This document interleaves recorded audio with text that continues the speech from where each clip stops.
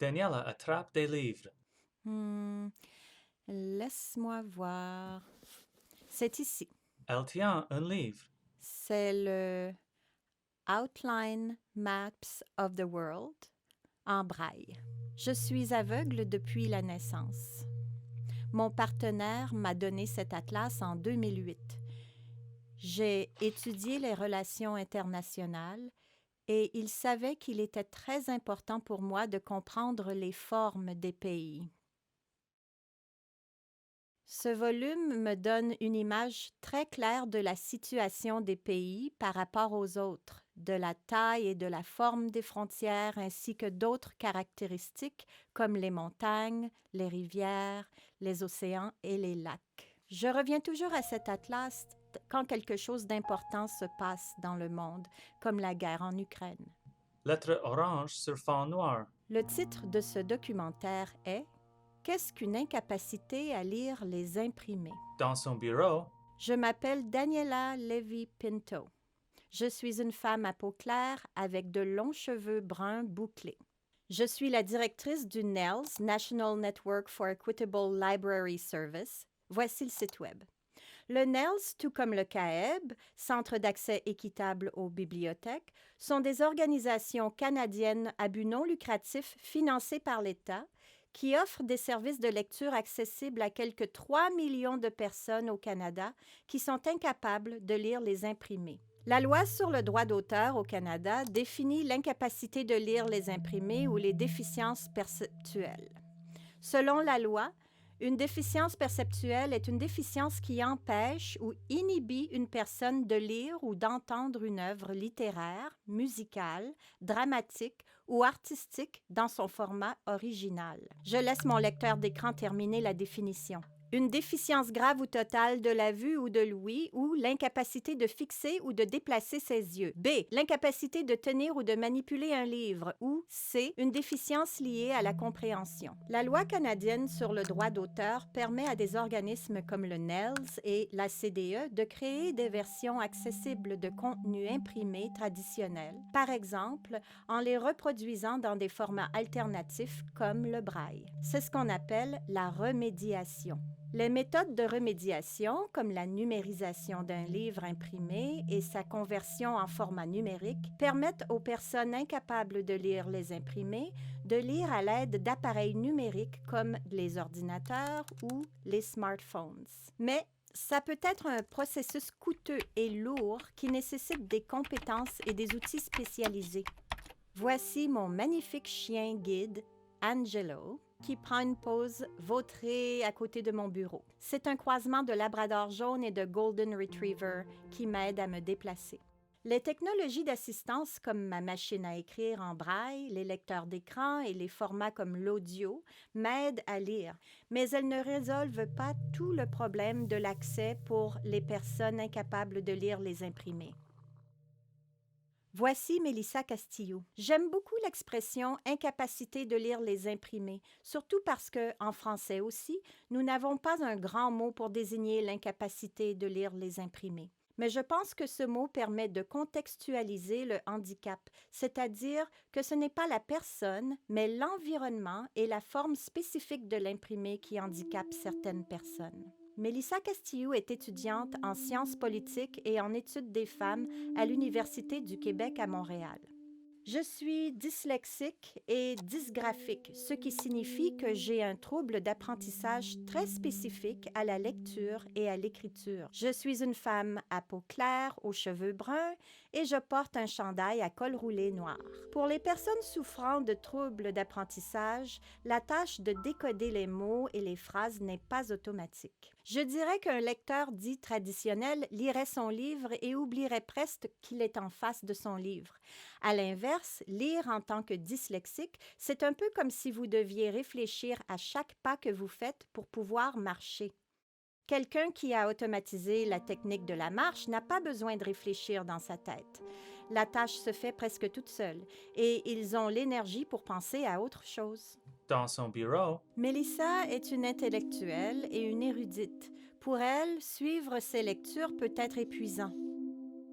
Si vous devez travailler 2 fois plus que la plupart des gens à l'école et suivre comme un programme normal, ça signifie que vous allez devoir réduire votre activité sociale.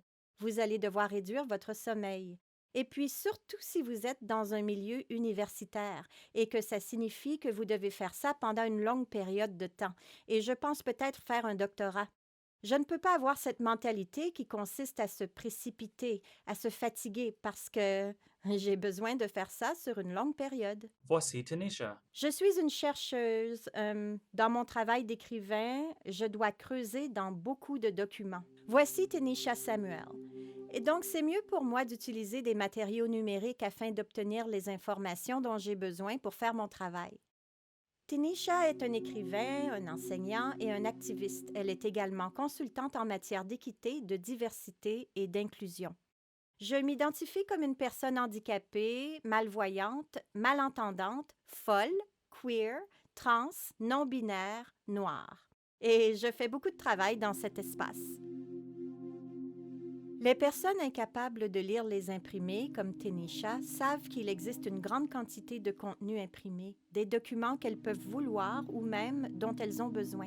Mais elles ne peuvent souvent même pas y accéder, car une grande partie est inaccessible. Oh, c'est tellement frustrant. Vous savez, chaque fois que je rencontre quelque chose dont je sais qu'il va être exactement ce dont j'ai besoin pour un projet particulier, je me sens complètement bloquée dans l'accès à la connaissance, dans l'accès à ce qui est important pour moi, pour mon travail. Voici Melissa. Je trouve des formats qui sont accessibles.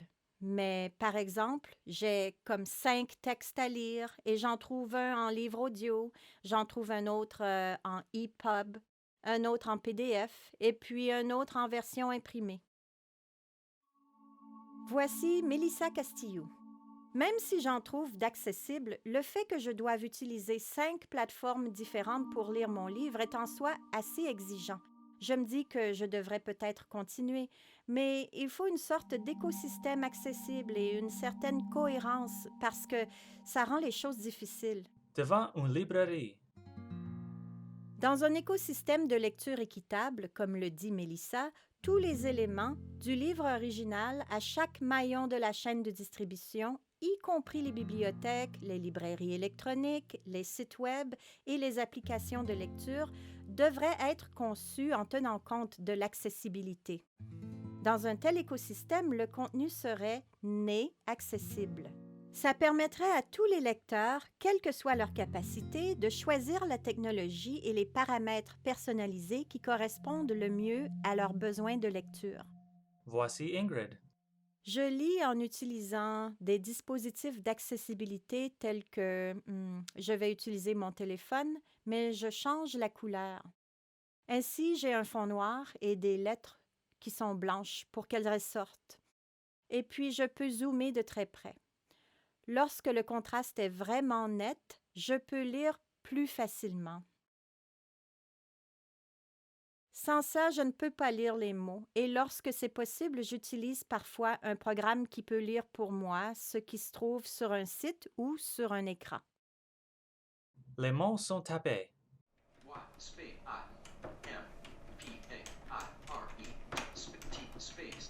Ingrid à son bureau. Je m'appelle Ingrid Palmer. Je suis une femme noire, mère de 3 enfants, grand-mère d'un enfant, militante pour la justice sociale et je suis malvoyante.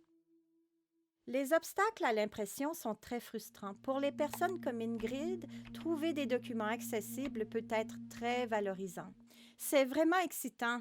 Vous savez, c'est quelque chose que vous voulez, que vous pouvez avoir et que vous pouvez gérer par vous-même. Comme c'est juste libérateur. C'est un jour heureux.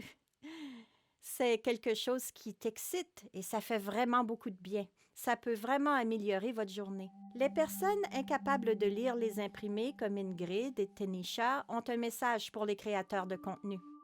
Je les encouragerais à créer du contenu qui peut être transféré dans plusieurs formats. De l'audio à, disons, PDF, en passant par des variantes de langage. Peut-être en réduisant au minimum le langage académique, juste pour les personnes ayant, vous savez, des styles d'apprentissage différents. Ayez l'esprit ouvert quant à la façon dont vous souhaitez transmettre votre message. Ça peut être fait de tellement de façons différentes. Voici Shiza Amir. J'ai de longs cheveux noirs, ondulés et des yeux ronds et noirs.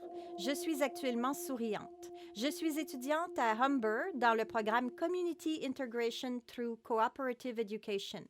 Le CICE est conçu pour les personnes ayant une déficience intellectuelle afin de donner aux étudiants la possibilité d'aller au collège. Livre sur étage. Le monde de l'édition inclusive doit répondre aux besoins des personnes ayant des capacités cognitives diverses, comme la poétesse Shiza Amir. Comment considérons-nous le handicap? Il est de notre responsabilité de nous défendre, voir que nos capacités et nos aptitudes sont infinies, nos possibilités. S'efforcer d'être la meilleure version de nous-mêmes. Nous créons notre héritage. Devant une librairie. Il y a tellement de façons de rendre le contenu accessible, mais il existe aussi de nombreux types de barrières, comme celles créées par les inégalités politiques et économiques. En tant que bibliothécaire autochtone, je peux vous dire qu'il existe des obstacles au sein des bibliothèques. Les bibliothèques sont par nature coloniales. Elles peuvent être des institutions intimidantes pour ceux qui n'ont pas grandi dans ces bibliothèques. Je pense que c'est une barrière énorme. Voici Colette Poitras. Je pense qu'il y en a d'autres. Par exemple, il y a des barrières de connectivité au sein des communautés indigènes. Et bien sûr, pour beaucoup de ces ressources accessibles, il y a des coûts impliqués. Ce sont des obstacles pour ceux qui sont dans la communauté. Elle lit un livre. J'aimerais commencer par me présenter de manière autochtone ou métisse. Je m'appelle Colette Poitras. Je suis une femme métisse de race blanche qui a des racines profondes dans les régions métisses de Rivière-Rouge, Batoche et de Saint-Paul, et je ne suis pas incapable de lire les imprimés.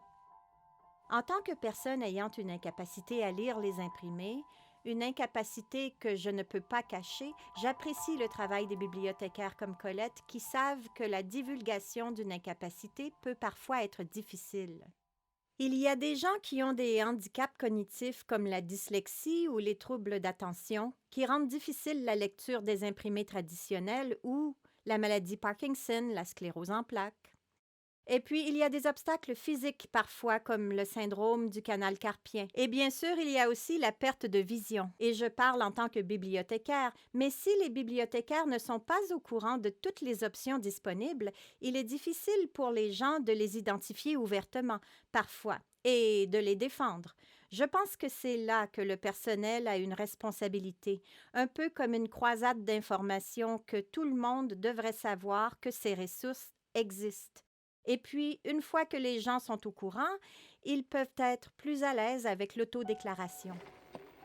Voici Adam Cahoon, un militant des droits des personnes handicapées qui se déplace en fauteuil roulant. Je suis un artiste, un cinéaste et un testeur de technologie. J'ai une infirmité motrice cérébrale et je suis incapable de lire les imprimés car je ne peux pas manipuler le papier pour utiliser le mot imprimé. C'est à cause de la dextérité limitée de mes mains que je ne peux pas non plus écrire et je suis un dactylo très lent. Donc, ça affecte aussi ma capacité à travailler avec les mots imprimés. Adam a vécu avec des obstacles pendant la majeure partie de sa vie. Malgré ça, l'idée de l'incapacité à lire les imprimés était nouvelle pour lui. Et ce n'est que lorsque j'ai participé à un groupe de discussion avant la pandémie sur l'incapacité à lire les imprimés que j'ai appris qu'elle était considérée comme un handicap distinct et que j'avais des droits en vertu de l'APFO pour demander cet aménagement. Dans un moment, lettre orange sur fond noir. La LAPFO est la loi sur l'accessibilité pour les personnes handicapées de l'Ontario. Une église. Je vais régulièrement à l'église et j'y vais encore pendant la pandémie sur l'Internet. Mais quand j'allais à l'église en personne, le plus gros problème que j'avais, c'était de suivre ce qu'on appelle la liturgie, c'est-à-dire les prières et les autres choses qu'on récite à l'église, parce que c'est dans un bulletin imprimé. Adam regarde un écran. Adam ne peut pas manipuler le papier, donc suivre la liturgie était difficile. Au début, il avait une certaine hésitation dans son Église sur la façon de passer au numérique, mais ensuite la pandémie de COVID-19 a frappé et tout est passé en ligne, y compris la liturgie. Retour à l'église. Je ne pense vraiment pas que Dieu se soucie vraiment de la façon dont nos yeux regardent lorsque nous lisons sur des notes de toute façon. Site web. Les formats numériques et les technologies d'assistance peuvent aider à surmonter les obstacles et à rendre le monde plus accessible pour tous. Mais lorsque la conception est mauvaise ou négligée, elle peut en fait aggraver les choses. Voici Adam Cahoon qui essaie de lire une plaque sur une œuvre d'art public de Toronto. Lampadaire. Toutes les plaques contenant les informations sur les œuvres sont en fait intercalées dans le sol, ce qui rend la lecture plus difficile pour quelqu'un comme moi. Et je ne saurais pas vraiment où les trouver si je ne les cherchais pas délibérément.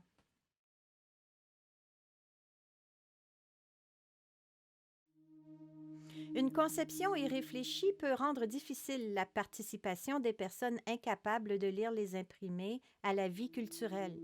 Pire encore, elle peut également nuire aux activités quotidiennes essentielles. Voici Ingrid Palmer. Je fais mes opérations bancaires dans la même institution depuis longtemps. Et quel que soit l'établissement dans lequel je me rends, je suis très familière, ou je l'étais, avec les machines. Je savais quel bouton toucher pour faire un dépôt, un retrait, ou si je voulais vérifier le solde de mes comptes ou payer des factures. Je faisais tout ça de manière indépendante, sans aucune aide. Et un jour, je suis allée à la banque et, oh, surprise, ils avaient remplacé les machines par de nouvelles machines. Et c'était affreux. La couleur, le contraste, la disposition, tout avait changé. C'est un autre exemple qui montre que lorsque les organisations procèdent à une mise à jour, elles n'ont pas un état d'esprit universel. Elles ne pensent pas à tout le monde. Les personnes handicapées ont besoin que les créateurs de contenu et les concepteurs pensent à elles. Nous avons besoin que vous gardiez à l'esprit les nombreuses façons dont la conception des livres électroniques, les plaques de musée, les sites web ou des technologies numériques peut devenir excluante et handicapante. Finalement, Adam s'est rendu sur Internet et il a trouvé des informations accessibles sur une sculpture publique qu'il aime beaucoup dans un parc voisin. L'œuvre est officiellement sans titre, mais les gens du quartier l'appellent Lamppost. J'adore cette sculpture. Je l'aime parce qu'elle s'illumine la nuit. C'est un tas de différents lampadaires et ils sont tous de styles différents. Et donc, ça montre qu'il y a une variété de choses qui sont là ou qui étaient là avant dans la ville. Dans un moment, Daniel et son chien. C'est de cette variété des diverses manières dont les gens accèdent aux documents imprimés que les créateurs de contenu doivent être conscients. Nous voulons que vous fassiez en sorte que le contenu soit accessible afin que nous ayons la liberté de travailler, de voyager et de nous amuser, tout comme je le fais avec Angelo pendant nos pauses. Et parce que nous voulons et nous avons le droit de participer pleinement à la vie de nos communautés.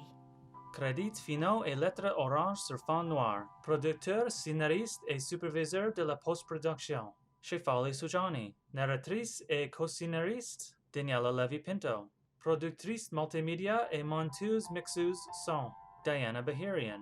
Productrice des médias, directrice de la photographie et monteuse d'images, Yasmina Garcia.